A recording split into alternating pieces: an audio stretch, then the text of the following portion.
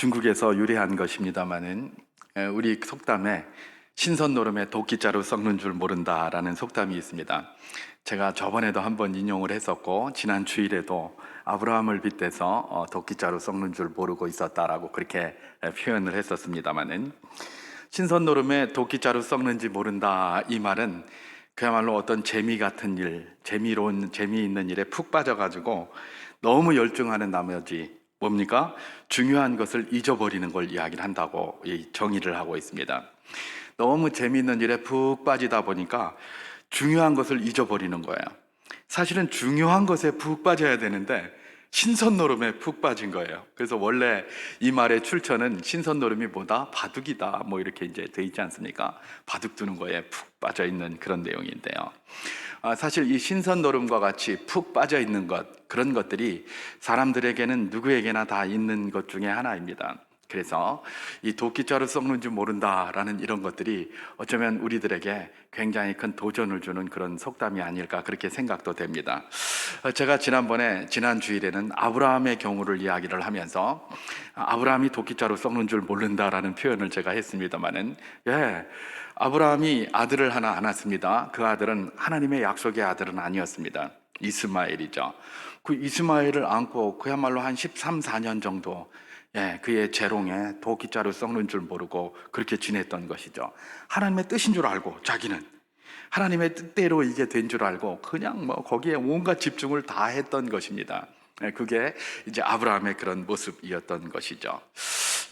사람들은 아까도 제가 말씀드린 것처럼 누구든지 뭔가에 열중하는 것이 있습니다. 그런데 그 열중하는 것이 정말 중요한 것이면 참 좋겠는데, 중요한 것인 거기보다는 별로 중요하지 않은 것들, 또 신선 노름이라고 표현할 수 있는 그냥 재미있는 것들, 또 호기심이 가는 것들, 관심을 두는 것들, 이런 데 푹 빠져 있는 모습들이 늘 나타나는 것이 어떤 인생의 이런 연약함이라고 우리가 볼 수도 있을 것입니다.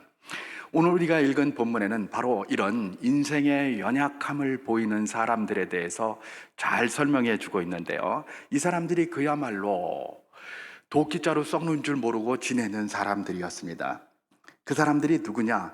이게 사실은 26절부터 읽어야 되는데 제가 롯의 처를 중심으로 하다가 그냥 28절부터로 이렇게 썼는데, 26절에 보면은 어떤 사람들이 나오느냐? 그 사람들은 노아의 때의 사람들입니다. 그죠? 노아의 때의 사람들. 그리고 또 28절에서 롯의 때의 사람들, 또 이렇게 이야기를 하고 있습니다. 오늘 우리가 읽은 이 성경 관련된 이 본문에는 두 때의 사람들이 나옵니다. 노아의 때의 사람들, 롯의 때의 사람들. 이 사람들은 그야말로 신선노름에 도끼자루 썩는 줄 모르고 그렇게 지난 사람들이라고 보면 정확할 것입니다. 이 사람들이 이렇다는 것은 이 땅에 많은 인생들이 대부분 이렇게 살아가고 있다는 것에 대한 우리 주님께서 전제라고 이렇게 보면 될 것입니다.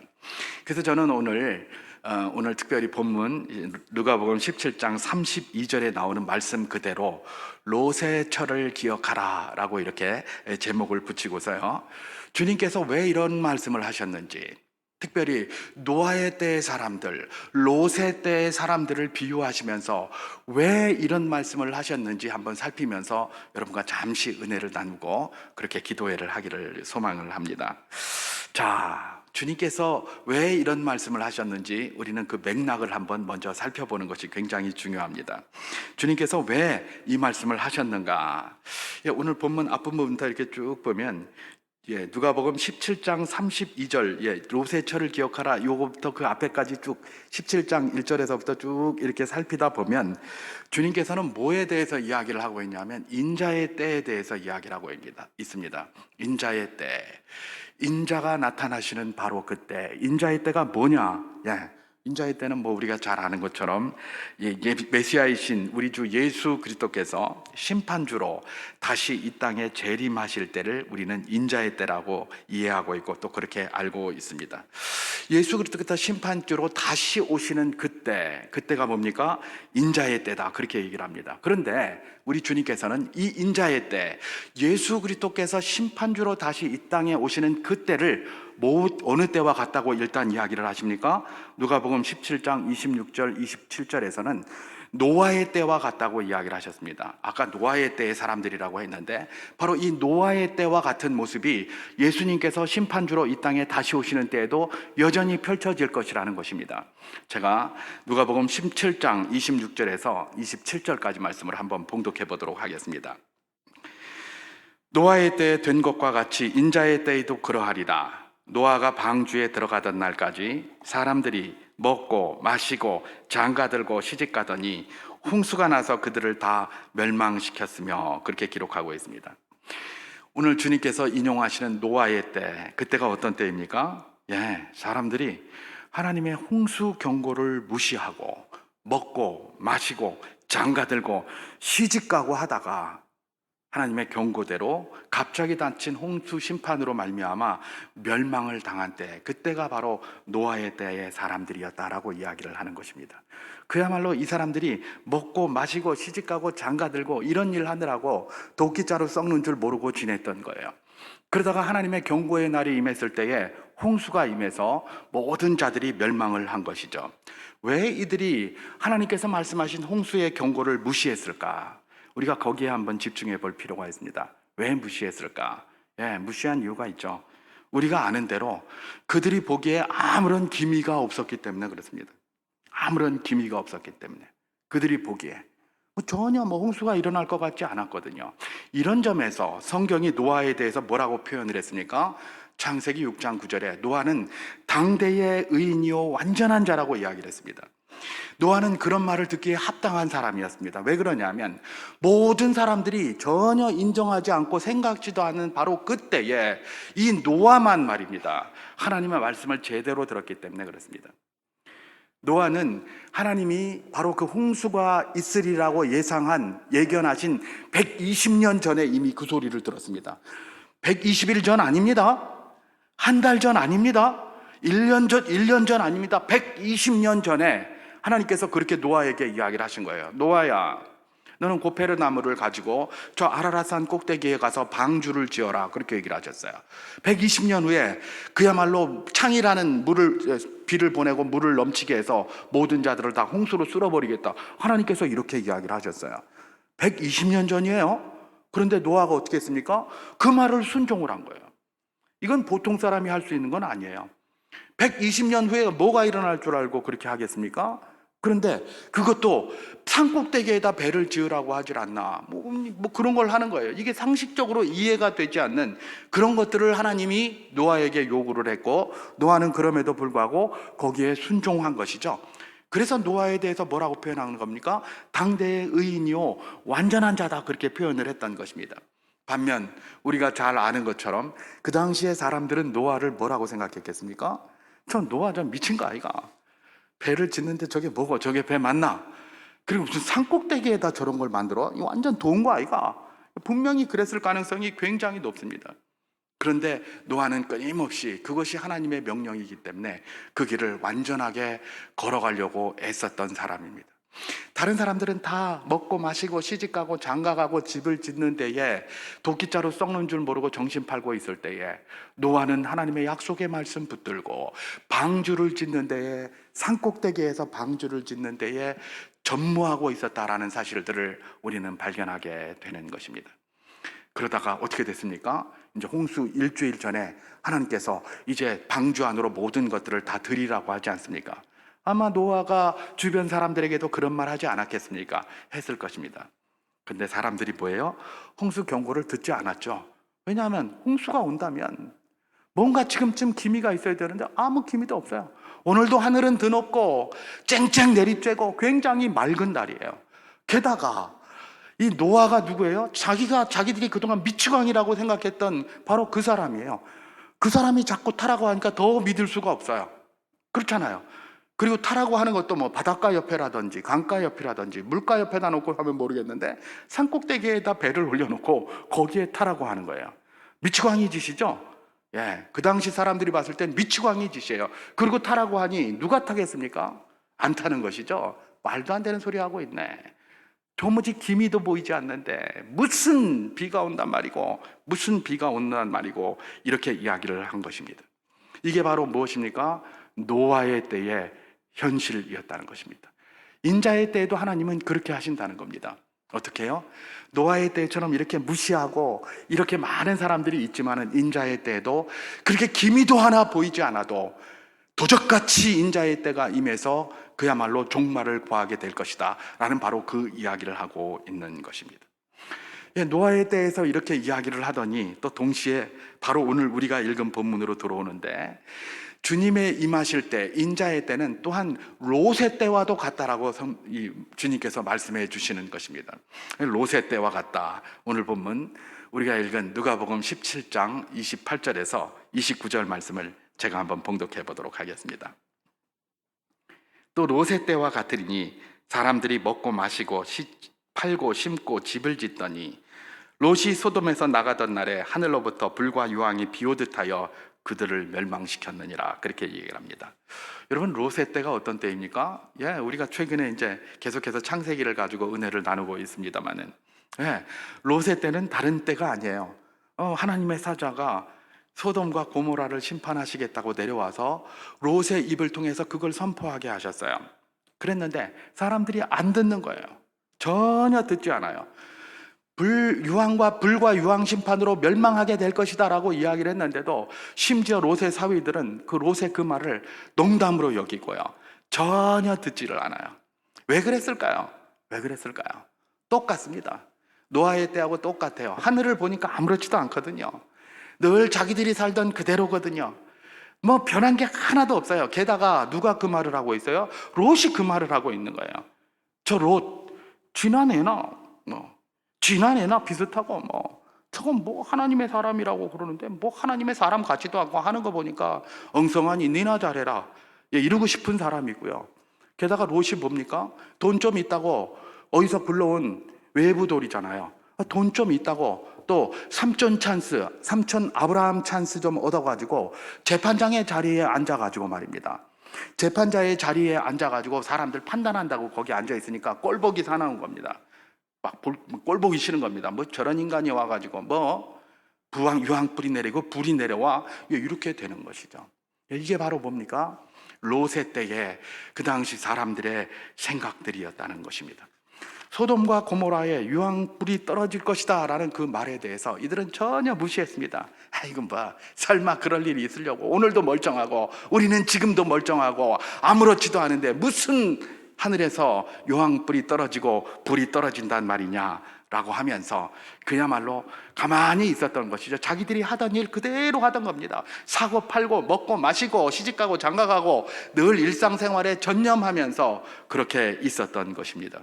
우리 주님께서는 인자의 때, 주님 다시 오실 때도 바로 이와 같다라고 그렇게 이야기를 하는 것입니다. 여러분, 노아의 때나 여기 또 롯의 때가 인자의 때와 같다고 이야기를 했는데, 여러분 구조를 보면 똑같잖아요. 노아의 때도 그렇고 롯의 때도 그렇고 구조가 똑같아요. 인자의 때도 그렇다는 거예요. 그렇다면 오늘 우리가 살고 있는 때도 여전히 그렇다는 거예요. 노아의 때도 그랬고 롯의 때도 그렇고 우리가 살고 있는 때도 여전히 구조가 같고 여전히 주님이 다시 오실 그때도 구조가 똑같을 것이다 라고 이야기를 하고 있는 겁니다. 다시 말해서 오늘날도 어떤 거라는 겁니까? 먹고 마시고 시집가고 장가가고 일상의 그런 것에 푹 파묻혀가지고 거기에 전념하고 도끼자루 썩는 줄 모르고 지내고 살고 있는 때가 바로 오늘 우리가 살고 있는 그런 때라는 것입니다. 여러분, 우리가 복음을 전하고 복음에 대해서 이야기를 하면 세상 사람들이 다 그렇게 이야기를 많이 합니다. 좀 미치광이 같은 사람들, 아직도 저런 거 믿고 있나? 아직도 이 과학이 만연한 세계에, 과학주의 세상에 아직도 저런 소리 하고 있나? 미치광이 같은 사람들, 왜 이런다니까요? 그죠? 그러면서 뭘 좀 하라고 그러면 니나 잘해라, 롯의 때 사람들처럼 니나 잘해라. 그리고 하나님 믿어라 그러면 노아의 때 사람들처럼 미치광이 같다고 이야기를 하고, 그럽니다. 그들은 당연해요. 왜냐하면 구조가 노아의 때나 롯의 때나 지금이나 똑같고 앞으로도 그럴 것입니다. 똑같습니다. 그들에게 우리가 욕 안 얻어먹는다, 이런 건 상상하지 말아야 됩니다. 그러면 우리가 이런 말씀을 통해서 어떤 도전을 받아야 될 것인가? 우리 주님께서 오늘 본문 누가복음 17장 32절에 이렇게 말씀하셨습니다. 롯의 철을 기억하라 라는 바로 그것입니다. 여러분, 우리가 이 말씀이 지금 이 노아의 때와 롯의 때, 또 롯의 철을 기억하라고 한 주님의 말씀이 누구를 대상으로 말씀하셨는지를 잘 기억해야 합니다. 누구를 대상으로 말씀을 하셨습니까? 오늘 본문은 아니지만, 읽지는 않았지만 누가복음 17장 22절에 이렇게 말씀하고 있습니다. 또 제자들에게 이르시되 라고 시작하고 있습니다. 그리고 나서 지금 뭐에 대해서 이야기를 한 겁니까? 노아의 때를 이야기하셨고, 롯의 때를 이야기하셨고, 또 롯의 철을 기억하라고 하신 것입니다. 누구에게 이르시되? 제자들에게 이르시되. 제자들에게. 바리새인들이 질문하고 주변 사람들이 질문할 때 대답을 다 하셨어요. 다 하시고 나서 돌이키셔서 제자들에게 이르시되 하면서 뭐라고 얘기를 합니까? 노아의 때, 인자가 나타나는 인자의 때가 노아의 때와 비슷하고, 그 다음에 롯의 때와 비슷하고, 그러니 롯의 철을 기억하라, 이렇게 얘기를 한 겁니까? 이렇게 이야기를 한 겁니다. 노아 때의 사람들은 그렇게 생각했습니다. 롯의 때의 사람들도 그렇게 생각했습니다. 지금 이 시대에 하나님을 알지 못하는 모든 사람들도 그렇게 생각합니다. 노아의 때 사람처럼 하나님의 백성들을 미치광이 같다 그러고, 롯의 때 사람처럼 하나님의 백성들을 뭐다? 니나 잘해라, 이렇게 하고 있다니까요. 세상에는 그렇게 하는데 너희는 어떻게 하느냐, 이런 얘기입니다. 제자인 너희들은 어떻게 하겠느냐, 이런 이야기입니다. 너희들의 중심은 뭐냐, 이 질문을 하시는 것입니다. 이 세상의 모든 사람들은 노아의 때와 같이, 롯의 때와 같이 그렇게 하나님의 약속의 말씀을 생각하고, 그렇게 인자의 때 주님 다시 오신다는 날을 그렇게 말도 안 되는 소리라고 생각하고 있는데, 너희는 어떻게 생각하고 있느냐, 그 질문을 하는 겁니다. 인자의 때에 대해서 노아의 때 사람들은 이렇게 생각했다.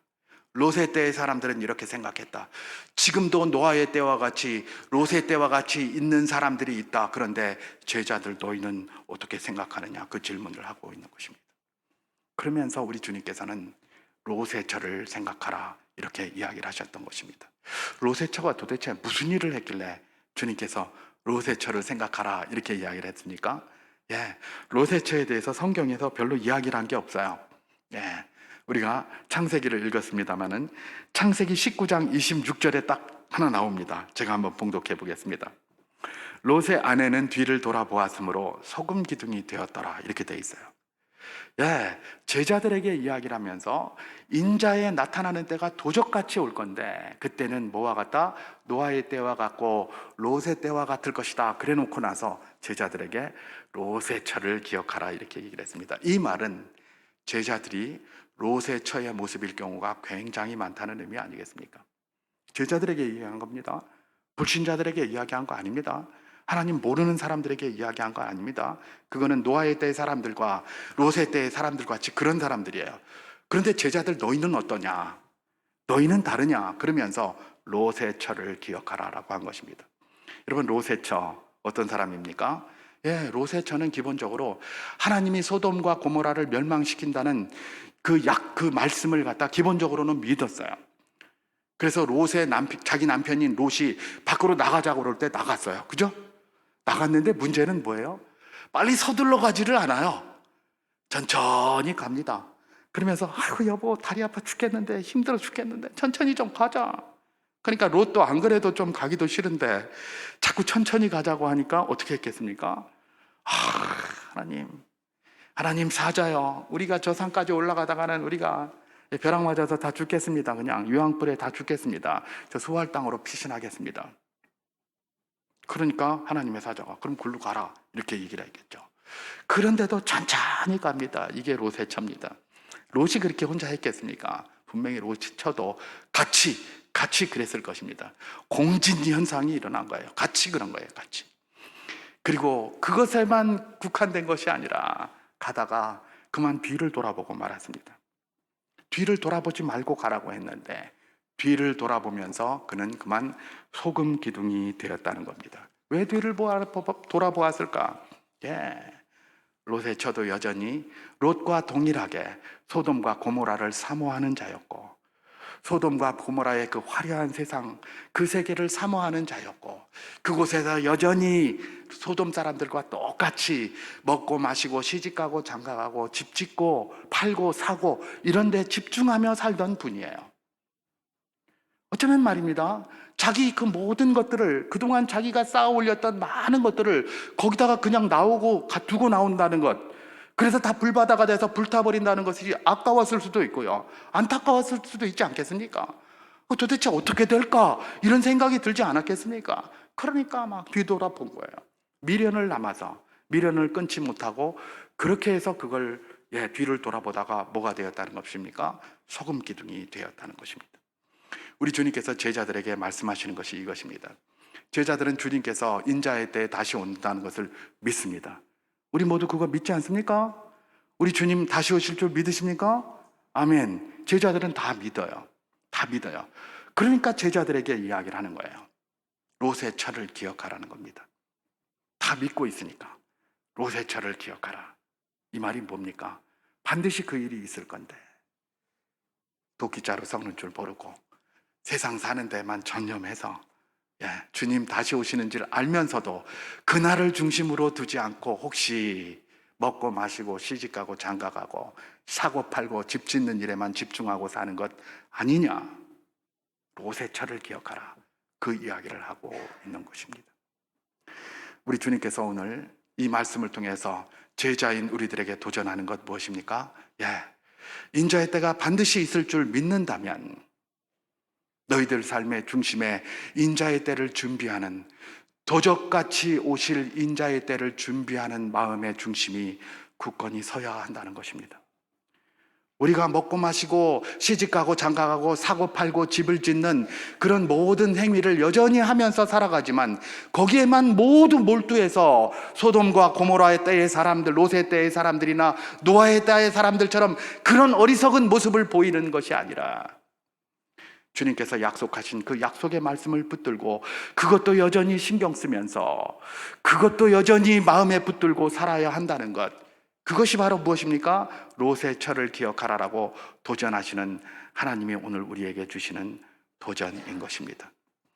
우리도 이 사실을 자칫 마음속에 제대로 새기지 못하면 우리도 모르는 사이에 도끼자루 썩는 줄 모르면서 그렇게 먹고 마시고 사고 팔고 시집가고 장가가고 집 짓는 일에만 몰두할 가능성이 굉장히 높습니다. 우리는 믿고 있지만 말입니다. 왜요? 세상의 모든 사람들이 그렇기 때문에 그렇습니다. 세상의 모든 사람들이 그것 몰두하면서 당연스럽게 생각하고 있기 때문에 나만 혹시 아니다 이런 생각 잘 안 합니다. 그냥 자연스럽게 물 흘러가듯이 그냥 따라갑니다. 도끼자루 썩는 줄 모르고 쭉 따라가요. 이게 인생입니다. 우리 주님께서 다시 도전하시는 것입니다. 너희는 나를 믿지 않느냐? 내가 다시 오신다는 것을 믿지 않느냐? 인자의 때를 믿지 않느냐? 그러니 롯의 철을 기억하라. 그 모든 것들은 인자의 날 그야말로 소돔과 고모라의 유황불에 타듯이 체질이 다 타버릴 것이다. 체질에 다 불타버릴 것이다. 베드로를 통해서 그 이야기를 해준 것 아니겠습니까? 소용없는 그것에 너무 몰두하기보다는 그런 것을 추구하는 그 가운데 주님 다시 오시고 도적같이 다시 오신다는 그 말씀 붙들고 준비하는 삶을 살아가라. 그것이 제자의 삶이다. 그렇게 이야기를 하신 것입니다. 누가복음 12장에 그 이야기가 있지 않습니까? 한 부자 이야기입니다. 이것만 이야기하고 기도를 하도록 하겠습니다. 한 부자가 소출이 가득해서 창고 여럿을 짓고 어떻게 합니까? 내 영혼아 이제 편히 쉬자. 이렇게 가진 게 많으니 얼마나 편하겠느냐라고 하면서 여러 가지 계획을 쫙 세웁니다. 그랬더니 하나님께서 뭐라고 얘기를 하신다고요? 허허, 이 어리석은 자여, 내가 오늘 밤 네 영혼을 도로 찾으리니 네가 만든 그것이 누구의 것이 되겠느냐. 바로 그것입니다. 여러분, 누가복음에서 이야기하는 이 모든 내용들은 동일합니다. 제자들의 삶의 모습은 무엇입니까? 우리도 이 땅에 살아가야 하기 때문에 이 땅에 하는 사람들이 하는 것들을 많이 따라합니다. 그러나 우리 마음은 거기에 전폭적으로 뺏겨서는 안 된다는 겁니다. 도끼자루 썩는지 몰라서는 안 된다는 겁니다. 주님 다시 오신다는 겁니다. 주님 다시 부르신다는 것입니다. 주님 우리 영혼을 도로 찾으신다는 것입니다. 그러면 그 모든 것들, 도끼자루 썩는 줄 모르고 준비했던 그게 누구 것이 되겠느냐? 그런 어리석은 자리에 서겠느냐? 그 질문을 하고 계시는 것입니다.